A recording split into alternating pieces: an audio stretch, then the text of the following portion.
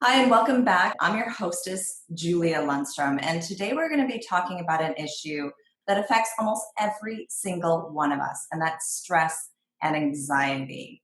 Today's expert is Chris Hill. Chris is an addiction expert who helps people overcome all types of addictions, such as nicotine, alcohol, drugs, as well as gambling and overeating, and one that I sometimes have a problem with, which is sugar. Now, Chris is going to be focusing specifically on stress caused by anxiety and fear and procrastination. He'll be looking at how this can affect every aspect of your life and share with you a technique that will empower you to take control of your anxieties and shift gear whenever you feel stress. So, Chris, welcome. I'm so happy to have you here. Excited to jump into this subject. Thank you for being here. Thank you, Julia, for inviting me. I'm really, really pleased to be here, and I'm really looking forward to sharing some really valuable information with all your viewers. So, really excited. Awesome. So we're going to get into the stress component, and I know you work in addiction. So I really found your story to be really interesting about how this became your passion project. And I was really hoping you could share it with people because it is such a heartfelt story and shows really where you're coming from. Yeah. Okay. The story really began when we was like youngsters, when we were sort of introduced to smoking cigarettes and introduced to drinking alcohol and stuff. But unfortunately, as we know now, nicotine is an addictive drug. So is alcohol, and it sort of set us on a path. There was like me and my older brother, my twin brother Rob, and we were sort of thrown into that, smoking, drinking. When we sort of hit secondary school, we was like trying marijuana and stuff like that. And unfortunately, like when we sort of got to the end of our school time, it was that house music, the scene sort of evolved, and of course that came with ecstasy and cocaine and stuff. And so, from a very young age, and then, going through school, it sort of led us into this path. And of course, it's fun in the beginning, but then when you actually realise that you want to stop something, you realise that you can't. And because we didn't really understand the addictive nature of these substances, we sort of make excuses why we continue to do it. But I always understood that there was something wrong. There was something wrong inside of me. Yes, I enjoyed taking the drugs at the time, but the rest of my life, was filled with anxiety, stress, fear, paranoia. It was like there was a massive effect on my life, and at the time, you don't necessarily put it down to the drugs. You just think this is me growing up. This is how I'm supposed to feel.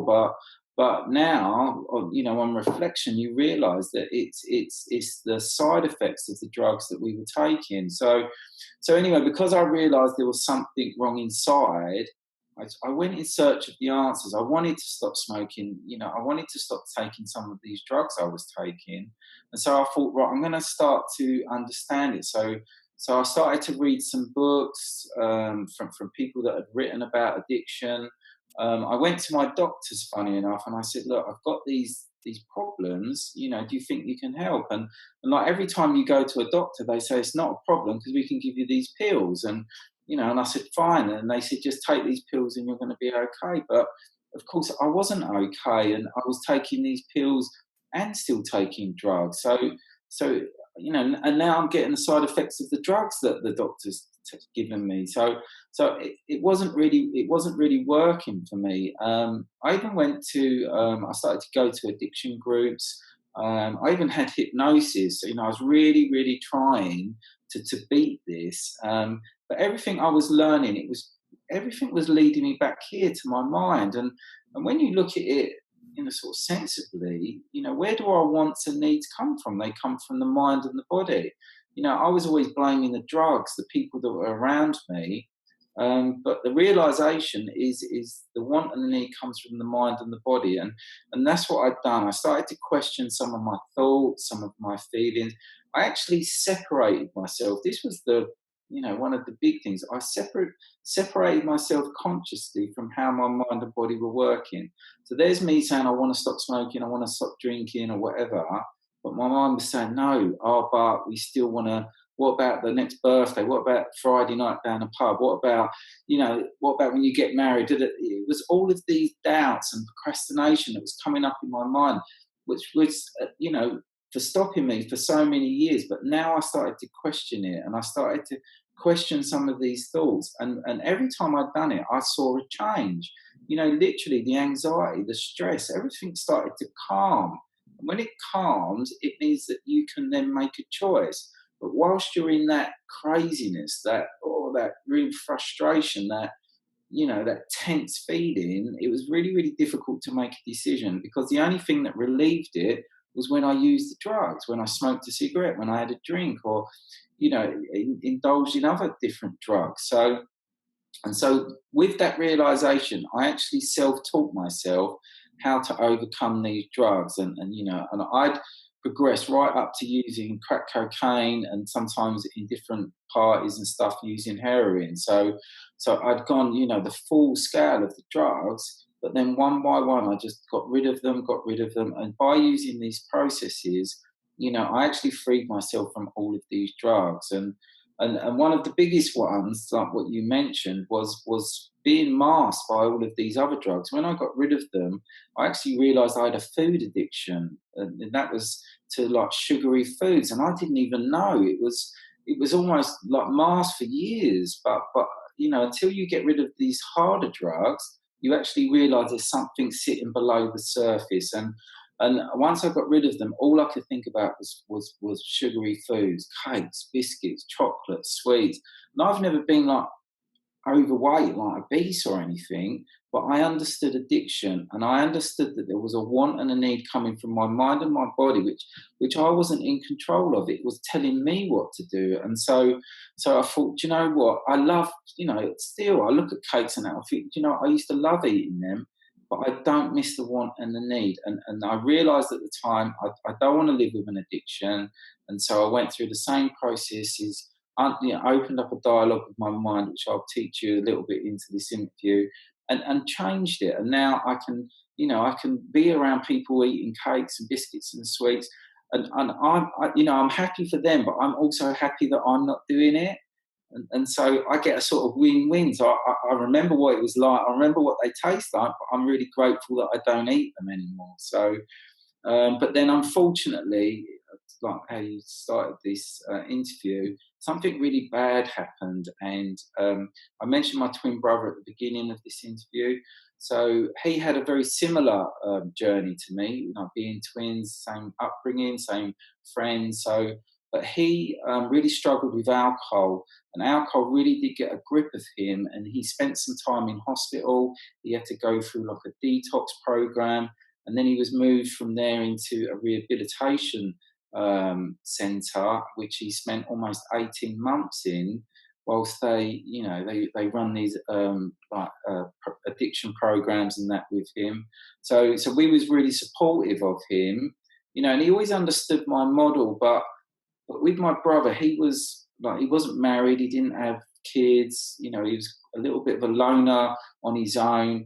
And so he never really had, when people stop something, you've really got to have that real want to stop.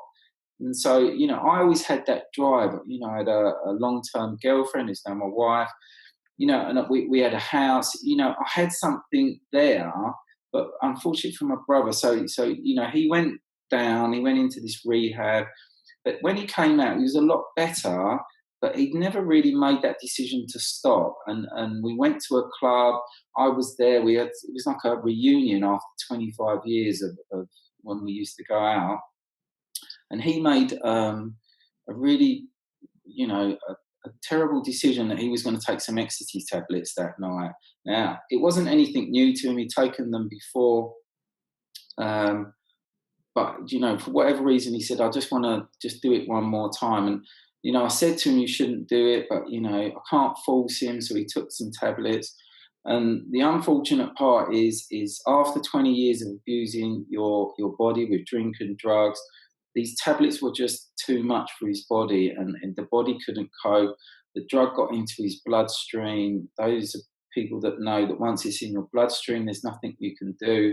and the drug basically poisoned his organs. They started to shut down, and I don't want to get too much because it gets really upsetting. But he didn't make that night, and I'm so um, sorry. that's all right. And but it was really, I can't. It took me a while, but from that moment, I knew what I had to do. I needed to share my story. I needed to share his story to, let people know about the dangers, but also the solution that I'd found all those years ago. Because I'm now sitting here 10 years free of drugs. But I needed to share that story and try and help, because I never ever want anyone to go through what I've been through. If I can just share it with a family, or someone that's got an addiction, or just giving the knowledge that there is something going on in this life. Our drivers are coming in from internally and not externally. I spent 20 years looking externally for the answers. I wanted someone to show me how to get out, but in the end, I had to do it myself. No one was going to do it for me. So I had to open up a dialogue. I had to start teaching my mind something different. And from that, it's just, really exploded. Like, I started to teach here on Facebook. I was doing some live chats. I opened up a help and support group. I launched a book. We launched an addiction program. And since then, and initially it was just for drink and drugs, but I now have workshops full with people with stress, anxiety, relationship problems, food problems, people coming to me with like anorexia, bulimia, some really horrific stories. And all of these people just keep coming to me because the model that I teach is so simple but so effective. And it's like a self-help thing. I just deliver a workshop. I give the information, but everyone goes and takes the plan away and they use it themselves. They open up a dialogue. They teach their mind something different. They lose the want and need for what the mind and body were asking them to do. And this is, and it's really powerful. Like because we're going to talk about stress and anxiety. But stress and anxiety, or anxiety, stress, fear, these are all emotions and feelings that are being created by our mind. Our mind is literally talking to us. Our body is talking to us every single day. And it's trying to, it's like our guide. It's saying, don't go that way. It's probably dangerous. Like this, let's go this way. It's those kinds of things. But a lot of the time we don't listen. We do act. When you get a hunger feeling, well, we know what it is. So 12 o'clock, 1 o'clock in the afternoon, oh yeah, it's time to feed, it's time to have lunch. Or, at 5, 6 o'clock, we get that feeling again and we know it's time for dinner, but we don't question it. But those exact mechanisms are working around drink or drugs. It connects to the same mechanisms. But also when we've got like a mind, which is a really powerful mind, but it's also our guide. Because if you think about it, and this is science has proven this, we get between 50 to 70,000 thoughts a day. Now we consciously are not creating them; they're being created for us as our guide. So if I'm, walking out of this door, I'm not consciously thinking about tripping over anything, but my mind is careful of the bag. It's careful that the door's open enough, that I'm gonna, I don't, everything that we're not consciously thinking about, the mind is. So the mind is guiding us. But if the mind is worried about something, it will tell us, but it won't say to me, Chris, stop, and can you just go back a couple of feet or something? But it will show me an emotion. It will show me a fear. It can bring up, almost like it can bring up a past experience just to stop me in my tracks so I don't walk out in front of a car or something. It's very, very ingenious. It's very intelligent. And we need to understand that, because when we suffer with anxiety and stress and stuff, it's not a bad thing. We all think, oh, this is awful, I'm suffering with. If we actually understood it and realised that it's a guide, and our mind's trying to tell us something, well, if you can actually work out what that is, and I show people techniques on how you do that, then all of a sudden you get a solution, because the mind tells you what the problem is, you realise what the problem is, and you start looking for the solution.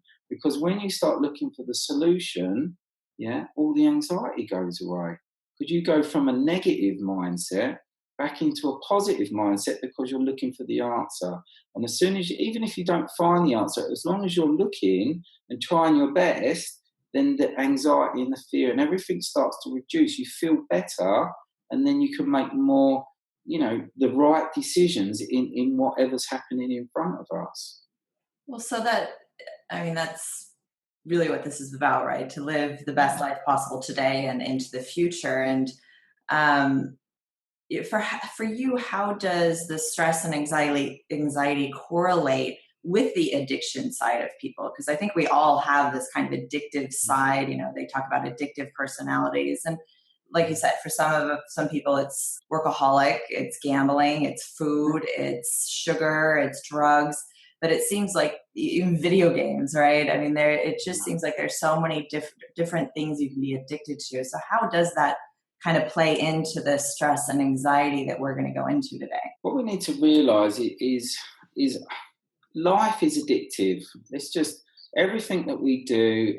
If you get pleasure from something, what happens? Our mind wires to it. So if I can just take you back a little bit, we have this mind. We were created, hundreds of thousands or even millions of years ago. And we were given this sophisticated mind, but it was programmed in two ways. It was programmed to seek out pleasure and avoid pain. Very, very simple. Avoiding pain is just don't get eaten by a wild animal, and seek out pleasure, find a mate, find some food, find a cave, roll about in the grass. I don't know, but it was whatever you found was exciting. The mind would tick a box. It's like when someone found a berry and they tasted it and it was all sour and horrible. You spat it out, but then you tried another berry off another tree and it was sweet and nice. And so the mind would wire that pleasure to that food. And then from then on, the mind would guide that person or caveman or woman back to that tree to find the right fruit, but it wouldn't want to go this way. So that's how we prehistorically were set. Of course, we now live hundreds of thousands of years in the future. We've evolved. We could learn language, engineering. We could build houses, fly to the moon. We could do lots of excellent things, but we've still got the prehistoric mind. The mind still saying seek out pleasure, avoid pain. Now that avoiding pain has sort of disappeared now because we don't have wild animals like chasing us down the street. It's well, most of us don't. Most of but we've still got to seek out pleasure, and we've done very good at bringing in pleasures into our lives. Like we bring sports, we love sports, we love running, we like going to the gym, we like fast cars, we like going to parties and music and all of these things. And we've also introduced all these addictive things like caffeine and sugar and nicotine and alcohol, and then we produce illegal drugs like cocaine and heroin and all of these, which have been around for hundreds of years. This isn't like anything new. So of course, this prehistoric mind is trying to deal with it. But once the brain registers pleasure, and this is the thing we need to understand, it's very, very difficult to untick that pleasure. So yes, we've got a really sophisticated mind, and yes, it's our guide, it's trying to look out for us, but there is a flaw, and whatever the reason for that flaw is, I don't know. But it's very, very difficult for the mind itself to untick a box. So, if you consider like a heroin addict that, was once, a businessman, running a multi-million-pound business, got involved with drugs, the business broke down, it went bust, he broke up with his wife, lost his house, ended up living rough on the street. His mind, this sophisticated mind, would say to him, look, all we got to do is stop using this drug, let's get off the street, let's go and get a job, we might be able to start a business, we might even, if we get successful enough, we could get our wife back and the house, and all of a sudden, so that's what his mind, that's what somebody sensible is saying. But what do you think his mind is saying? His mind is saying, let's go and get some more drugs. Because it's a program. Our mind is a program that's running. You see, like this laptop, this is a really sophisticated laptop. But the problem with the laptop, it's got no common sense. So it's much more sophisticated than me consciously, but it takes me to program it. but then it can do all of these amazing things. And the mind is very much the same. The mind is the most sophisticated computer system in the world, okay, but it has no common sense. And so once something's programmed, once a box is ticked, then it will continue that program no matter what happens, even though that person's life is falling apart and, they've lost everything. The mind is still saying, let's just go and do it again. Let's just go and do it again. So the solution to the problem is you have to go in and you have to reprogram it yourself. And this is, exactly what I've done. The first thing that you need to know is that we consciously, and by this I mean us in this present moment. So it's me talking to you, you talking to me. It's me being aware of all my surroundings. It's me making all my own decisions, and it's me experiencing life. This is who we are. Okay, so whether you call yourself, the conscious self, a spirit, a soul. I mean, I don't do religion, but, this comes very, very close to it. But, I mean, I never cross that line because we've got so many different religions, and religion is everyone's personal belief. But I don't know any other way to explain this. So there is us consciously, but behind us consciously is this, our mind. So it's a very, sophisticated mind. It runs my heart rate, my body temperature, my lung function, my digestive system. It's sending us 50 to 70,000 thoughts a day. I mean, it's even controlling my breathing. We all believe this is us breathing, but I'm not even breathing. If it was me breathing, I could just hold my breath and go, I'm not going to breathe. I'm just going to, but in 30 seconds, 60 seconds, my mind and body will force me to breathe because I'm not controlling it. So, and then I'm thinking to myself, well, if I don't control my thoughts, I don't control my feelings, because remember, thoughts, feelings, and emotions, I'm not creating, they're being created for me as a guide. So I'm not controlling any of this. I can't control my heart rate. What have I got control of? And you have control of. I know. And so in the end, the realization, the only thing that we've got control of is our decisions. So we are a decision maker. We make decisions, and then we experience what those decisions make. And so once you understand it, you go, right, so I want to do this or I want to do that. And then the mind gets going, and it starts to create, the thought processes and what you need to do to have those decisions made. I mean, if you believe in like the universe, like The Secret and all of that, well, people say, yeah, whatever you speak about, whatever you think about is what's being created for you. Again, that's people's beliefs, but I really stay on this reality part that it's really, really, show me someone that can really argue it, because you can't argue that your mind's sending you messages every day. Your mind's sending you thoughts. Your body, every single day, my body's telling me when to eat, when to sleep, when to drink. If we had control of it, I'd say I'm going to stay up for a week and I'm not going to sleep. Do you think my body's going to let me do that? Of course it's not going to let me do that. If you've ever stayed up for 24 hours or 48 hours, you become, incoherent. You lose speech. A monster, really. I had a baby recently, and let me tell you, the sleep deprivation does not make me a nice person. I mean, it's sleep deprivation is a form of torture, isn't it? It is. So, We can make our decisions. So you're saying that the one thing we can do is make decisions. So how is it that we're making the wrong decisions, and how do we start to reprogram to make the right decisions? Yeah, so hard. Yeah, so initially we're all making the right decisions because we're all trying to experience life. So just through curiosity, we'll try this drug, we'll try this sport, we'll try this job, we'll try this business. We're always making decisions and then just experiencing what that is. But once we make a decision, and we get some pleasure from it, but then all of a sudden it's not pleasurable, then we need to make a different choice. But to do that different choice, we have to overcome the mind. You see, this is where the procrastination comes in.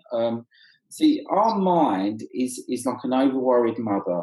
So it's there to keep us safe. It wants to cocoon us in this place where everything's safe, everything's, we're used to things and we don't like change. If you look at people, we stick to the same cars, we stick to the same friends, we stick to the same holidays. When you go to a restaurant and you look through the menu and it's got 20 different dishes and you go, oh, look at that, look at that, look at that. And then the waiter comes over and you order the same thing that you always order because the mind says, oh, but we're really hungry. And that's the only thing that we know is going to satisfy our hunger. So we're creatures of that safety almost. And this is, because a lot of this I learned, I got over my addiction, but then I started a business and I thought, going through business and that, I thought I need to go to business school. So I started to go to seminars and that, like people like Tony Robbins and Andy Harrington's and, all these inspirational speakers. And they were teaching this model. They call it your comfort zone. But, they teach you that employees, people that work for people, they sit in this nice, comfortable, safe place. But all employers, they sit outside of this comfort zone because employers and successful people that make a lot of money, they know that being comfortable is not a good place to be because you're not growing. They know that feeling uncomfortable, means that you're growing. But for everybody else, everybody steps out with their good ideas. I want to do this, I want to do that. But as soon as they step into that arena, they feel uncomfortable. The mind says, oh, we don't like this. So the mind creates that uncomfortable feeling. And so what a lot of people do, they tend to come back to the comfort and go, oh, yeah, this is probably the best place for me. And this is why, we have these inspirational speakers because, you need to teach people that an uncomfortable feeling, just like stress, is not a bad thing. It just means we're in a place that we're not used to. But if we can just stay there and grow and understand it, then all of a sudden that comfort zone grows. And that means that you start growing as a person. And I mean, when you go to Tony Robbins, they teach you how to grow money and stuff. But, I'm not really money orientated. I'm not always looking for happiness. How can we grow happiness? How can we help other people? So you can use it in two ways. But of course, that is what we're looking for. Every single one of us. Money doesn't bring happiness. You speak to any entrepreneur, any multi-millionaire. Yes, they're comfortable with what they've got, but it definitely doesn't bring money. Happiness. Happiness comes from within. Happiness is a feeling, an emotion. And if you've got trauma inside, if you've got addictions, if you've got fear, if you've got past experiences that keep coming up, then you're not gonna feel good. It doesn't matter how much money you've got out here. If you haven't got this internal happiness, then you've got some problems. Okay. But again, if no one's showing you how to deal with it, if no one's showing you how to get that inner peace, that inner happiness, what chance have we got? I mean, I spent 20 years addicted to drugs. I never knew that I was separate from my mind and my body. I never knew that my mind was just trying to, do the right thing. But I didn't even know that I had a choice. I thought that this was me and I was trapped. I mean, there was nothing I can do about it. The only way I could get out was use the drink or use the drugs or something like that. But we have got a choice. Just like I said, we're the decision maker. It's almost like this is a vehicle, isn't it? If I drive my car down the road and it breaks down and I jump out the car and I kick the tyre, but it doesn't fix it. But, it's still my job as the driver to either ring a mechanic or fix it myself. But the problem isn't with me. The problem is with the vehicle. It's the vehicle that's broken down. And it's the same with us. If we're a soul, a spirit, a conscious self, that means that we're not this mind and we're not this body. So if we're not this mind and we're not this body, then what are we? We are separate to the vehicle. And it's only the vehicle that is breaking down. If you don't like what's coming through here or what you're physically feeling here, then it's up to you as the driver to fix it. And that is... How do you fix it, though? What are the techniques you use to fix the car or to make the right decisions? Yeah, so what we do is we use a form of self-talk. So once you understand the separation, And for a lot of people, it's really difficult to understand separation. But the easiest way to find that is to make a decision to stop something. So, if just like you just had a sip of water, if you consciously said, I'm just not going to drink water for the rest of my life, you would come into conflict with your mind, because your mind would immediately say, look, Julia, we need water to survive, and we need water to survive, so we're going to make sure that you drink water. And you could consciously be saying, no, but I'm not going to drink water, I'm not going to drink it. And then you're into this willpower, this conflict. But us consciously, we're just not stronger than the mind and the body. The mind and the body are in control. And especially when we deal with survival mechanisms like drinking water, we need water just like we need food. But of course, you can consciously say, I'm not going to do it. But your mind would kick in and start to create some anxiety, some stress, some fear. In an hour, I mean, you could make that decision now and feel really good, but in an hour, you're not going to feel as good. And in 5 hours or 24 hours, you're sort of shrinking down a bit, because the body's making you feel like this because you're not doing what it's asking. So what it's creating the stress and anxiety. Creating. You're making a decision that goes against what it wants. 100%. It's a survival mechanism. It's programmed in a way to keep you alive. Just like I can't stop breathing. In the same way, I can't stop drinking water. My mind knows that it needs the efficiency and the water to nourish and everything. Give nutrients for the body.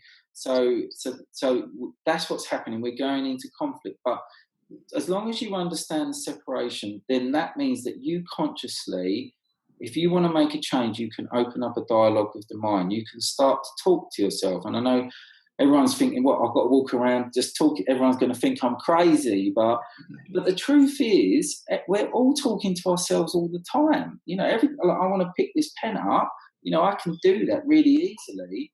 But I can't consciously think or instruct all of my muscles and ligaments and everything to move concurrently together for me to pick up this pen. So I'm making a decision, but my mind is allowing me to do it. If my mind didn't want me to do it, it would create some pain or stiffness, or it would, it could stop me. It literally can, because it wouldn't want me to pick up that pen. I mean, it could be like, it could be electrified. If I touch it, I could get electric shock. If my mind knew that, it would stop me from doing it. It would give me enough warning or enough emotion that I go, oh, I better not do that. It's like putting your hand near a hot kettle. It knows, doesn't it? So what we do is we open up a dialogue, and we always start when you speak to your mind. So whether you speak openly, but you're not going to do it in a crowded place.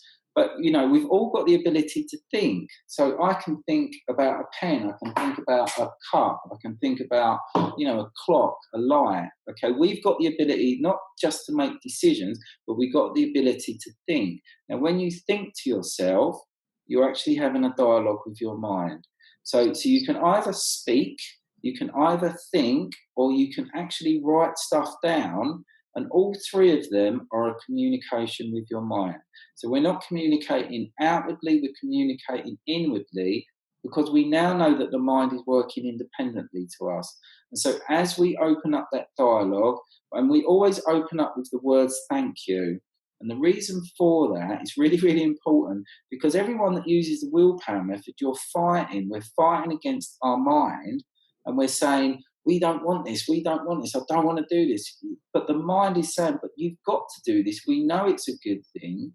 And so if you, instead of fighting, if you actually say, thank you, I really appreciate you sending me these thoughts, these feelings, these emotions, then all of a sudden you get a dialogue. And as soon as you've got a dialogue, and I know the mind's not going to start speaking to you openly, but you've opened up a door. The mind is now listening, because you said thank you, really appreciate it.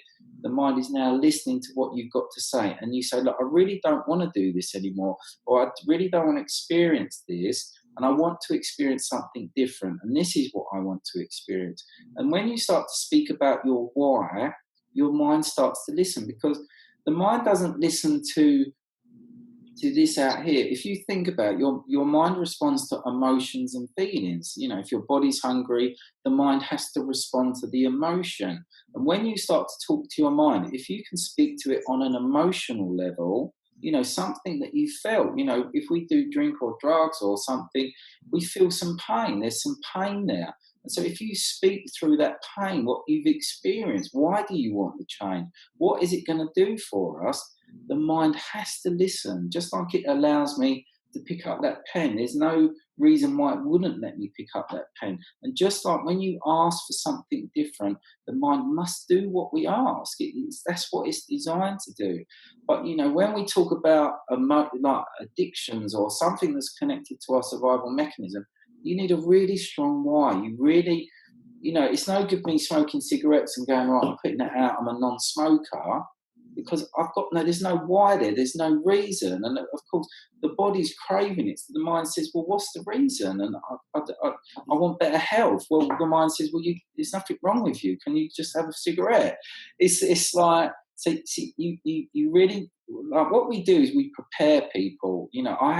We're going to talk, I've got like a giveaway in this, but we have what we call a 7-day beat addiction plan. And it's not 7 days to beat addiction, is 7 days to prepare your mind for change. So we prepare the mind before we make a decision, because what we need is the mind on our side. Whenever you want to, start a business, have a new job, get married, buy a house, buy a car, we have to overcome some procrastination. We have to overcome the fear, the doubt, all of these things to then get the mind half on our side. Because even when we buy something or we do something new, there's always that period of uncomfortable. The first time you date someone or, you go on holiday with someone, there's always that uncomfortable feeling until you get used to that person, and then all of a sudden it becomes comfortable again. A little bit like that comfort zone.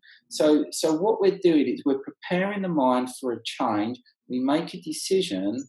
And if we're talking addictions, then you have to go through a withdrawal. So the 7-day addiction plan sets you up to go through a withdrawal. And then the techniques that we teach in the plan is what gets you through the other side. And just like making a change, a job change, and that, you prepare yourself for the change, you take the action, making the decision, and then you just have to allow that uncomfortable feeling, which usually only lasts 7 to 10 days. But then after that, you go back into that comfortable feeling, and then you're more relaxed, and the stress and the anxiety disappears.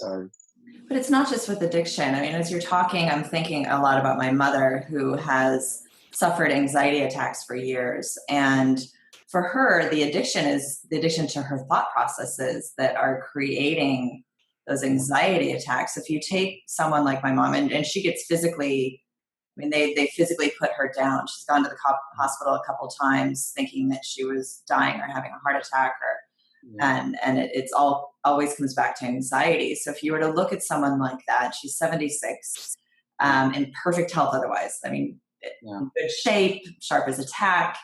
Yeah. But how do you tell someone like that? What do you tell them to get started?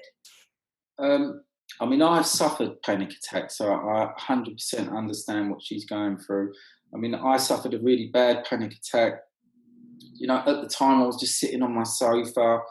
I was under a lot of stress at the time. It was, through my addictions and stuff. So I was experiencing something, stressful days, stressful nights.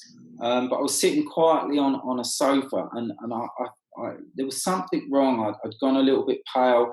I could feel my heartbeat, increasing. I literally thought I was having a heart attack. I said to my wife, I said, Karen, I think we need to get to the hospital. Literally, I was like very, very cautious walking out to the car. I got in the car. I literally passed out in the car. It was like I was suffering that bad. They got us to hospital. I got rushed through, straight into the emergency room. They plugged me up to these heart monitors. I remember coming to and just thinking, this is it. I thought that, I'm going to die. It was that bad. And then it was about 20-25 minutes later, the doctor had come over and they started to unplug me. And I was going, oh, what's happening, doctor? And he said, oh, we're letting you go. And I was, and I was shocked. I was like, what do you mean you're letting me go? And they said, we're really sorry, but you've had a panic attack. And there's nothing wrong with you. And I was going, I'm dying. And Well, they're and the going, crazy part is they say that. They say there's nothing wrong with you, which is absolutely not I true, know, I know. right? And so from being rushed through on a stretcher through like this, where everyone's in the waiting room and you're going, to be having to walk out half an hour later was like, it was good that I wasn't sick, but it was embarrassing. I was like, my head down thinking, and they said to me, this, don't worry about it. It happens to a lot of people. But I was thinking, what's wrong with me? But what had happened to me, that I'd allowed a build up. I'd allowed a build up of anxiety, of stress. Instead of dealing with any of it or knowing how to deal with it, it was just building and building and building. And even though I was sitting quietly at the time, it's just like it just everything overwhelmed me. I went into an internal panic, and that's how I ended up in hospital. But I've never had one since, because I then went to understand what is going on. You see what's happening is because the mind and the body are telling us there's something wrong in our lives. Okay, and this is a really good tip for people. If you're sitting with anxiety or stress or something that's not feeling good, or something that you're not enjoying and you don't know what it is, well, if you just use this simple technique, like, I can ask you, Julia, I'm guessing you're really good at maths, okay? So I am actually. I love numbers. you're going to like this one. So what is 2 times 2? 4 So it's the most simplest of sums, okay? But where did you have to go for that answer? in my head. I mean, Yeah, so we have to go. recovery, right? Yeah, so we have to go to it's the most simplest of sums, but we consciously don't know what the answer is. The mind says immediately, do 4, because it's so simple.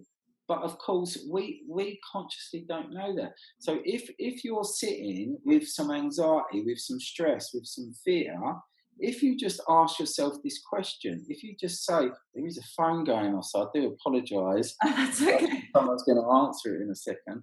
So if you're sitting quietly, just sit there quietly and you ask yourself a similar question. You say to yourself, why am I suffering like this? Why am I feeling this anxiety? Why am I feeling this stress? And every time you ask yourself the question, guess what happens? Your mind will give you an answer. Just like your mind just said, do a 4, because it's so simple. Yes, it might be a more complex question, but your mind has to give you an answer.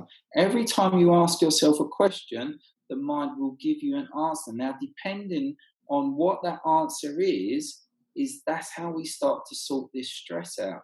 Now, believe it or not, 9 times out of 10, the mind is worrying about stuff that hasn't even happened yet.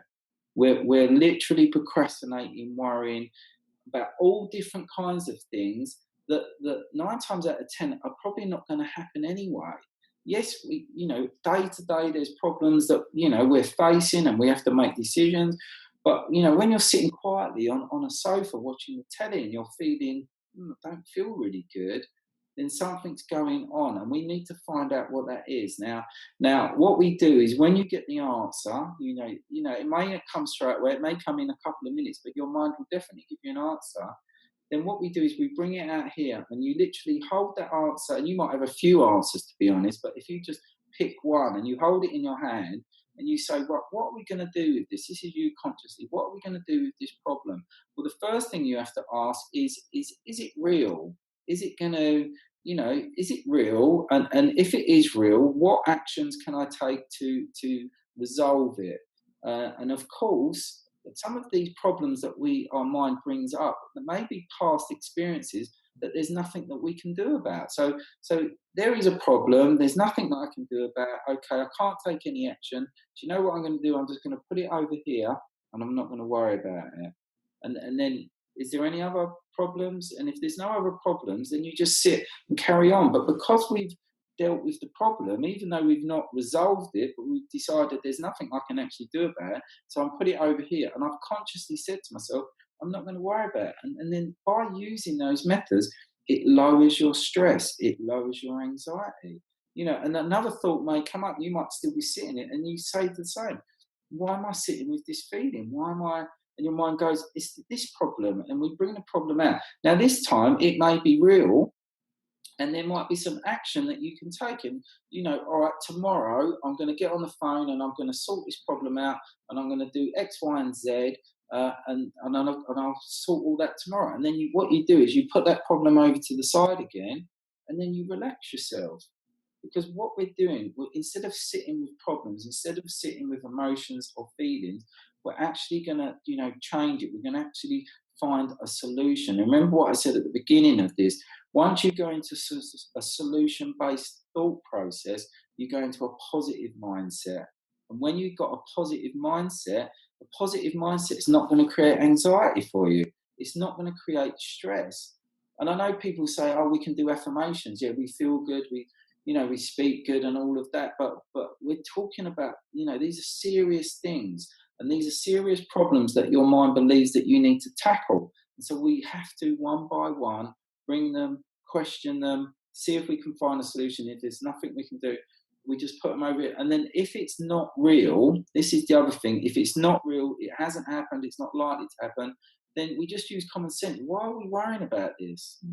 When you watch the news and you're seeing all these problems in different countries, the mind's saying, oh yeah, it's really bad in Paris at the moment. Well, there's nothing I can do about that. Yes, it's bad, but I don't want to sit with anxiety and stress about it. I really No feel control over it. So yeah, no I just say don't watch the news. yeah, yeah. I know. I try not to watch the news. And so what do we do with it? We just say, look, thank you for sending us this, but we're not going to worry about this at the moment. I've got other stuff I need to be doing. I need to be getting on with this project. I want to watch this favourite program. I want to, go and bath the kids or something. Like, I don't want to sit with these feelings. It's not that we don't care. I'm not saying that, none of us should care about other people, but there's times that we should worry about these things, but we're not meant to suffer. None of us were meant to sit with this constant, feelings of anxiety and stress and fear. We shouldn't be.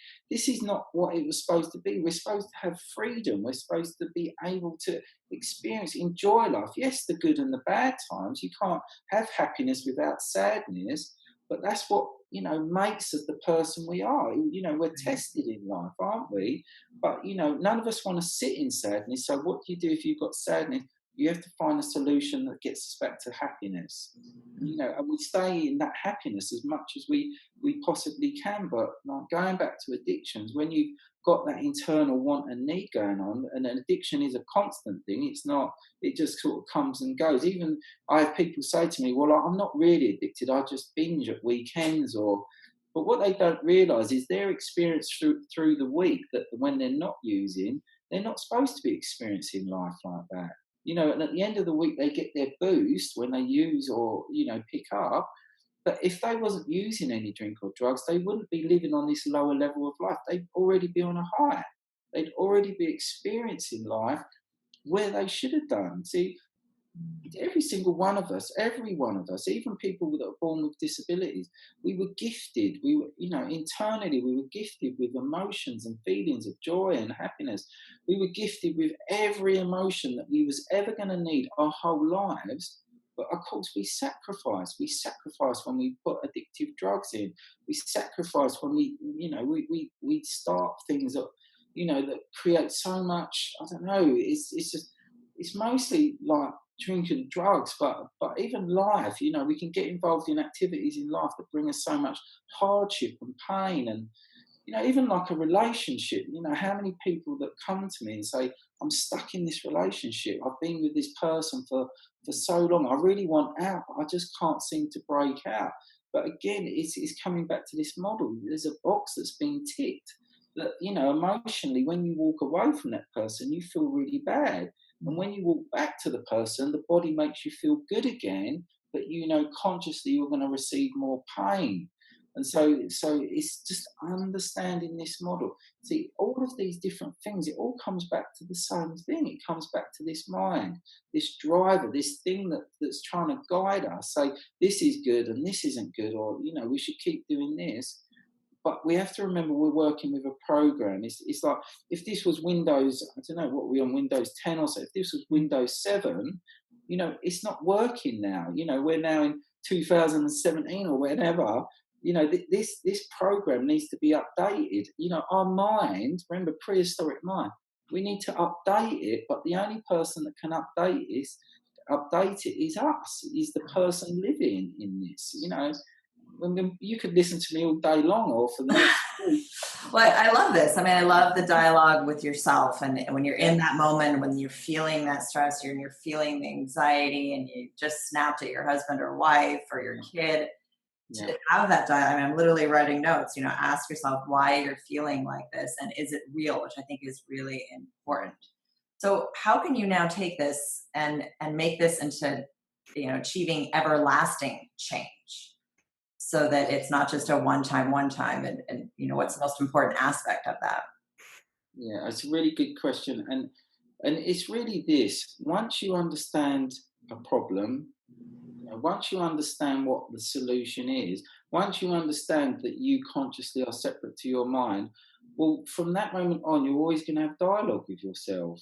Instead of not knowing, you're always going to know that if you want to make a change, you just have to go to source. You just have to go to the part of, you just have to go to your mind and say, look, I've enjoyed doing this activity, but I really want to stop now, and I want to do something different. You're always gonna have that internal dialogue from this moment on. Even just listening to this, you're gonna have a realization that, okay, I can change something. So, what did I do when I got out of addictions? I was working for a company. As soon as I got out of addictions, I went, right, now I've got my confidence, my courage back. I'm in a really good place. I'm going to start a business. And that's what I've done. I started up a business, and then I started up the business, and I thought, right, it's time to get married. So me and my wife, long-term girlfriend, we got married, and then I thought, right, this, I sort of found it. All of these things become available because you overcame this. You overcame the mind controlling us. Just like if there's so many people that want to start a business, but we're fearful. How's the money going to come in? How are we going to pay the mortgage? All of these fears which stop people from moving on. So once you understand this, you will use this techniques, you will use this method to just make your life so much better. It's just, and you can't stop using it. It's like, why wouldn't you use it? Because it's bringing you happiness. We understand now that we understand the model. We know what we're trying to do is create this inner happiness. If you can have less stress, less anxiety, more good feelings, emotions of joy and happiness, if you can produce that on the inside, guess what happens out here? All of this starts to change. We all look at the world and think it's really bad because probably we're feeling bad inside. If you make this good, then all of this starts to become good. And I'm not saying the whole world is going to be this amazing place, but our circle, this little place where we live, it can be the best place in the world. But for a lot of people, we're trapped. We're trapped with the emotions, the feelings, the thoughts, the past experiences. We live in the past. We're frightened to look forwards. And it's all because we're not listening. We're not listening. We're not trying to question. We're not trying to change. We're sitting fearful. And so what we're trying to do is we're releasing people from that fear to say, look, it's okay to talk like this. People suffering with anxiety and stress, no one, people don't like to share this, do they? They don't want to feel like